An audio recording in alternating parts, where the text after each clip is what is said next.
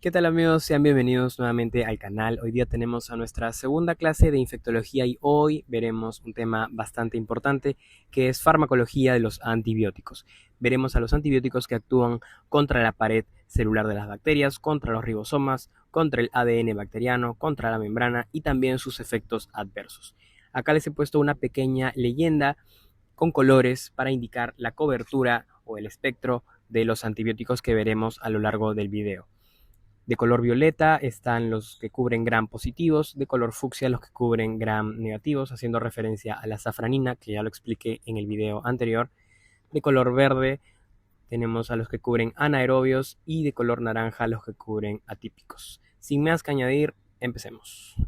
Y antes de explicar el mecanismo farmacológico de muchos antibióticos, quiero que veamos este gráfico que tengo acá para explicar lo que veremos en esta diapositiva. Acá tenemos una bacteria, de color verde está la membrana celular y de color morado y fucsia está la pared celular. Representado por este lado a los gram positivos que tienen una pared gruesa de péptidoglicano, que ya también lo expliqué en el video anterior, y de color fucsia la pared delgada de peptidoglicano de los gram negativos. Las bacterias poseen unas proteínas llamadas PBPs o Penicillin Binding Proteins, proteínas que se unen a las penicilinas. Y estas proteínas se encargan de la síntesis de la pared. Van a unir a los enlaces de peptidoglicanos y finalmente se va a producir la pared celular, tanto en gram positivas y gram negativas. Hay algunos antibióticos que actúan bloqueando los PBPs, que los veremos en un momento, y obviamente evitan que la bacteria forme su pared celular y termine muriendo. Y por otro lado también veremos a aquellos que actúan a nivel de los ribosomas. Los ribosomas bacterianos tienen dos subunidades, la 30S y la 50S. La 30S se encarga de leer el ARN mensajero y también de interpretar lo que dice la genética de la bacteria. Mientras que la 50S ya se encarga de fabricar y unir aminoácidos para producir las proteínas que necesita la bacteria para estar viva. Entonces hay otros antibióticos que van a actuar tanto a nivel de la 30S o de la 50S para evitar que la bacteria forme las proteínas que le permitan vivir. Entonces, comencemos con los antibióticos que actúan a nivel de la pared celular. Y acá tenemos a varios, y el primer grupo que veremos son el de los beta-lactámicos. Los beta-lactámicos se caracterizan por tener este anillo, que es el anillo beta-lactámico, y debilitan el peptidoglicano de la pared celular al unirse a los PBPs. O sea, se unen a los PBPs y estos ya no van a poder trabajar uniendo al peptidoglicano que permite formar la pared celular. Tienen una acción bactericida por presión osmótica. O sea, finalmente la bacteria termina muriendo. Acá tenemos a varios subgrupos dentro de los beta-lactámicos.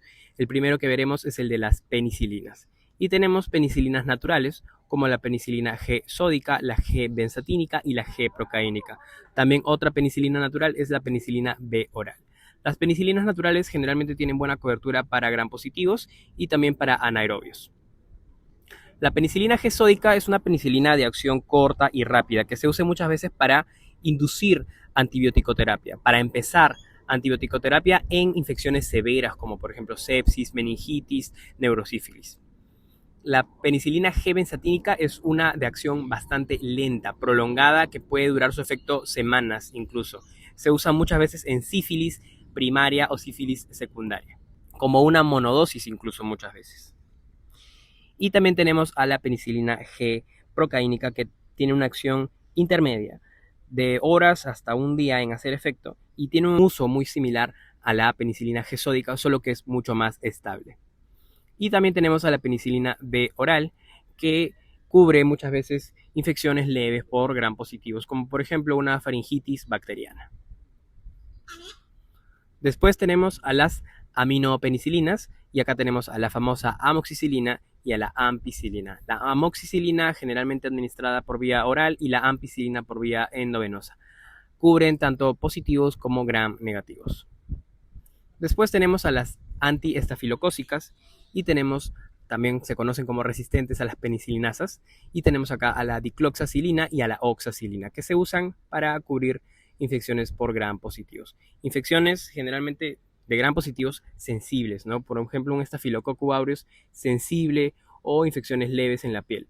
La dicloxacilina se administra muchas veces por vía oral y la oxacilina se administra por vía endovenosa, como por ejemplo para una celulitis.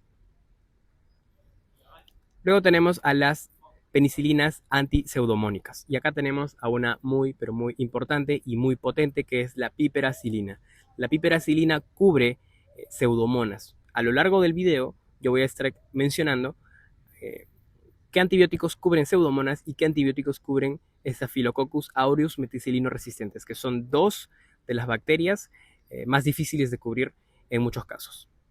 Entonces la piperacilina cubre pseudomonas y también en este grupo está la ticarcilina. Estos antibióticos tienen una muy buena cobertura para gram positivos, gram negativos y también para anaerobios. Se usan ya en infecciones más severas. Después tenemos a las cefalosporinas y las dividimos por generaciones. Las cefalosporinas de primera generación están representadas, por ejemplo, por la cefazolina y la cefalexina, que tienen buena cobertura para gram positivos. La cefazolina se usa muchas veces intramuscular o endovenosa para profilaxis antes de cirugías, como por ejemplo antes de una cesárea. Y la cefalexina se usa mayormente por vía oral, también para infecciones leves por gram positivos. Después, en la segunda generación, tenemos como representantes a la cefoxitima y a la cefuroxima. Y estos antibióticos tienen buena cobertura para gram positivos y gram negativos. Después, las cefalosporinas de tercera generación están representadas por la ceftriaxona, la ceftazidima y la cefotaxima. Estos tienen buena cobertura para gram positivos, pero mucho mejor para gram negativos. Y la ceftriaxona es un antibiótico bastante conocido y bastante usado en el ambiente hospitalario, sobre todo para infecciones respiratorias y también infecciones de vías urinarias, ya que cubre también gram positivos y negativos, siendo bastante útil. Luego tenemos a las cefalosporinas de cuarta generación, ya más potentes, y también acá entra ya el cefepime, que es una cefalosporina que cubre pseudomonas. Y a su vez también en este grupo está la cefpiroma. De igual manera tienen una cobertura buena para positivos, pero mucho mejor para gram negativos. Y la quinta generación, que realmente es nueva, se podría decir, tenemos acá a la ceftarolina, que es uno de los antibióticos que cubre Staphylococcus aureus meticilino resistentes y en general cubre bastante bien infecciones por gram positivos, que pueden ser infecciones incluso severas. Ahora, para explicar esto, entendamos que a lo largo de las décadas y el abuso de antibióticos, muchas bacterias han desarrollado una enzima llamada beta-lactamasa, o sea que destruye a los beta-lactámicos. Para esto, entonces, los científicos han creado los inhibidores de beta-lactamasas, o sea que van a inhibir a esta enzima que justamente inhibe a los beta-lactámicos. O sea, les estamos jugando sucio a las bacterias, como debe ser en realidad. Y acá tenemos a varios ejemplos, como por ejemplo el clavulanato o el ácido clavulánico, que muchas veces se usa con la amoxicilina.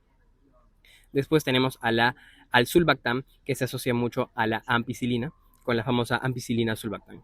Después tenemos al tazobactam, que siempre se usa con la piperacilina, y probablemente ya han escuchado el término piperacilina tazobactam o pipetazo para abreviarlo, y también al avibactam, que se usa junto a la ceftazidima. Otro grupo de beta-lactámicos es el de los carbapenems, y acá tenemos al imipenem, al meropenem y al ertapenem. El imipenem y el meropenem ambos cubren pseudomonas. Tienen muy buena cobertura para gram positivos, gram negativos y para anaerobios. Esto obviamente que ya se usa en infecciones que son un poco más moderadas a severas. Y también, para terminar, a los beta-lactámicos tenemos a los monobactámicos, dentro de los cuales podemos tener al Astreonam. Y el Astreonam cubre pseudomonas. Después tenemos a los glucopéptidos, en este grupo también. Los glucopéptidos se encargan de bloquear la síntesis de péptido glicano al unirse a su extremo de alanina en su formación. Esto quiere decir que ni siquiera van a permitir que se unan los peptidoglicanos y termine no formándose la pared celular y también muriendo la bacteria. Acá tenemos a la vancomicina y a la teicoplamina. Ambas cubren Staphylococcus aureus meticilino resistentes y una muy buena cobertura para gram positivos. La más conocida y la más usada es la vancomicina de lejos, que se usa ya en infecciones severas, por ejemplo, gram positivos que no han estado respondiendo a cefalosporinas, ni penicilinas, ni carbapenems. Acá ya entra a jugar la vancomicina porque se puede tratar de una infección por Staphylococcus aureus meticilino resistentes. Puede ser incluso una infección de la piel, muy severa, obviamente. Después tenemos a los epóxidos también que actúan contra la pared celular, y los epóxidos se encargan de bloquear la enzima MUR-A que inicia la síntesis de peptidoglicano. Acá no se va a empezar ni siquiera la producción de peptidoglicano, ya que los epóxidos van a evitarlo al bloquear a la enzima MUR-A. Y acá un ejemplo de epóxido es la fosfomicina, que cubre gram positivos y que también cubre gram negativos. Pasemos ahora a los antibióticos que actúan contra la subunidad. Primero, la 30S de los ribosomas. Tenemos acá a los aminoglucósidos. Estos antibióticos van a generar una lectura errónea del ARN mensajero y formación de proteínas defectuosas. O sea, las proteínas van a ser inútiles para que la bacteria sobreviva y finalmente terminan muriendo. Acá tenemos a la gentamicina, a la amikacina, a la tobramicina, que esta en particular es antipseudomónica. Tenemos a la streptomicina y a la neomicina. Todas tienen una muy buena cobertura contra gram negativos. Otro grupo que actúa a nivel de la subunidad 30S es el de las tetraciclinas. Estos antibióticos impiden que el ARN de transferencia se una al ribosoma y evite la síntesis proteica. Lo que hace el ARN de transferencia es básicamente transportar aminoácidos al ribosoma, y básicamente las tetraciclinas impiden esa acción. Acá tenemos a un antibiótico que se llama exactamente como su grupo, que es la tetraciclina. Tenemos a la doxiciclina y a la tigeciclina. Cubren bien positivos, negativos y también cubren atípicos. Después tenemos a aquellos que actúan contra la subunidad 50S de los ribosomas. Y acá tenemos a los macrólidos. Los macrólidos bloquean la translocación al unirse a la subunidad 23S del RNA. O sea, aquella unidad o subunidad que forma los enlaces peptídicos entre aminoácidos. Y habrán proteínas incompletas, finalmente la bacteria no podrá sobrevivir. Dentro de los macrólidos tenemos a la acitromicina, a la claritromicina y a la eritromicina. Estos tienen buena cobertura para gram positivos, pero mucho mejor para atípicos. Es por eso que se usan muchas veces también en las neumonías atípicas. Después también en este grupo, o en este grupo se podría decir, tenemos a las lincosamidas. Las lincosamidas bloquean la elongación de las cadenas peptídicas al unirse también a la subunidad 23S del RNA, que ya comenté que es la subunidad encargada de formar los enlaces peptídicos entre aminoácidos. Y acá tenemos a un representante únicamente relevante, que es la clindamicina, que tiene buena cobertura para gram positivos y también muy excelente cobertura para anaerobios. Muchas veces los alérgicos a las penicilinas o cefalosporinas pueden usar clindamicina como cobertura para gram positivos, pero generalmente las usamos para cubrir anaerobios. Bueno, y ahora para terminar la diapositiva veremos los efectos adversos de los antibióticos que hemos visto en esta diapositiva. Comencemos con las penicilinas, acá debería decir penicilinas en realidad, ¿okay? Que pueden producir muchas veces rash. De hecho hay mucha gente que es alérgica a las penicilinas. Pueden producir urticaria, anafilaxia en casos muy severos y neurotoxicidad, raro, pero algunas veces pasa, sobre todo con el imipenem y la penicilina G. Neurotoxicidad entiéndase por convulsiones. Luego hablemos ahora de las cefalosporinas, que muchas veces tienen una reacción cruzada leve con las penicilinas. O sea, los alérgicos a las penicilinas muchas veces también pueden ser alérgicos a las cefalosporinas, pero por lo general es una reacción cruzada leve. Esto quiere decir que los que son alérgicos y les sale un rash, por lo general no van a tener ningún problema al usar cefalosporinas. Por otro lado, si tienen una anafilaxia con penicilinas, sí, lo más seguro es no usar cefalosporina en estos pacientes. Luego, otro efecto adverso raro en las cefalosporinas es el sangrado por hipoprotромbinemia. Después, hablando ahora de los glucopéptidos, muchos producen nefrotoxicidad, lo cual es bastante común, y el síndrome del hombre rojo. Este es un efecto muy, muy característico y preguntado en los exámenes por la vancomicina, y la forma de evitarlo es administrando la vancomicina lenta. Luego tenemos a la fosfomicina y sus efectos adversos son las cefaleas y raramente las diarreas. Usualmente es un antibiótico bien tolerado. En cuanto a los aminoglucósidos, muchas veces producen nefrotoxicidad y ototoxicidad. Por ejemplo, si se administra en una gestante, puede producir incluso ototoxicidad en el feto, lo cual es irreversible. O sea, el feto va a nacer, o el bebé va a nacer sordo. Dentro de las tetraciclinas tenemos a la coloración dental y retraso del crecimiento. Es por eso que no se aconseja dar tetraciclinas en menores de 8 años. En cuanto a los macrólidos, muchos producen prolongación del QT en el electrocardiograma y esto puede producir una llamada arritmia de torcida de puntas o torsade de points. También puede generar náuseas y vómitos y también inhibición del citocromo P450, lo cual genera una interacción con otros fármacos.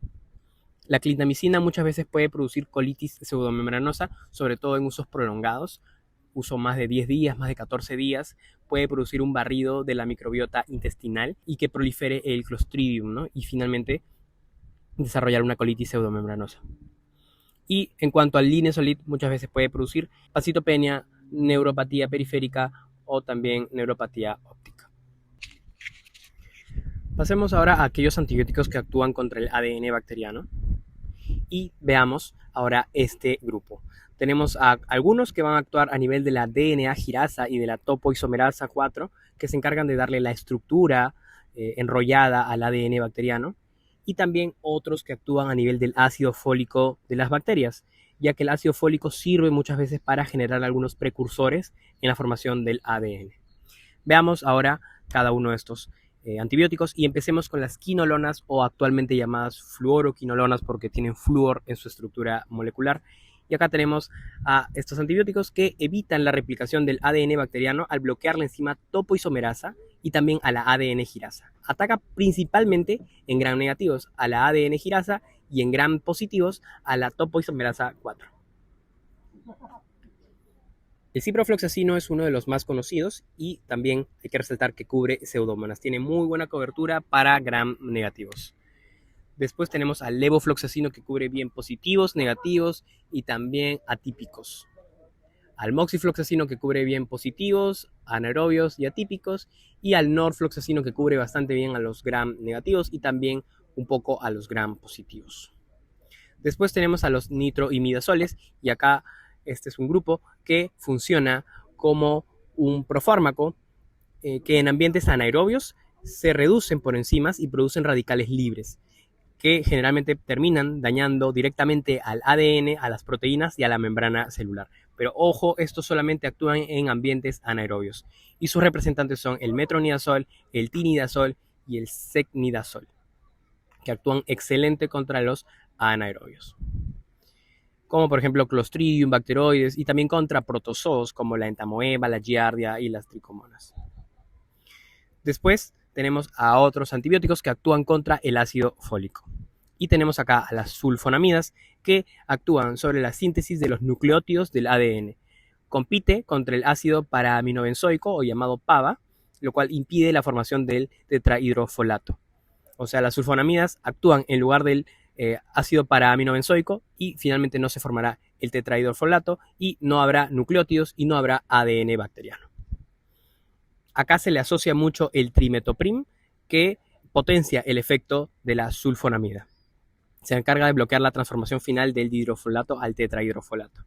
Y acá obviamente que el representante principal es el trimetoprim sulfametoxazol. O sea, la sulfonamida es el sulfametoxazol y el trimetoprim es este asociado que se le da bloqueador del dihidrofolato. Y ya para terminar tenemos a los antibióticos que actúan contra la síntesis proteica no a nivel ribosomal. Y también tenemos acá, por ejemplo, a la mupirocina, que inhibe la síntesis proteica al inhibir a la enzima isoleucil del ARN de transferencia sintetasa.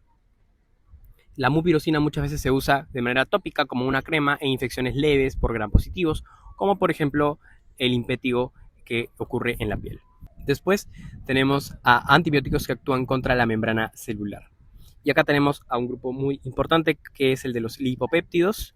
Los lipopéptidos se insertan en la membrana celular, que es esto verde que está en el gráfico, en presencia de calcio y forman canales iónicos como este, produciendo la salida de potasio. Y esto va a generar una despolarización de la membrana Finalmente se detiene la síntesis del ADN, del ARN y de las proteínas y una acción bactericida, o sea, mata a la bacteria por básicamente despolarizar la membrana. O sea, entra una corriente, por así decirlo, a la bacteria y termina muriendo.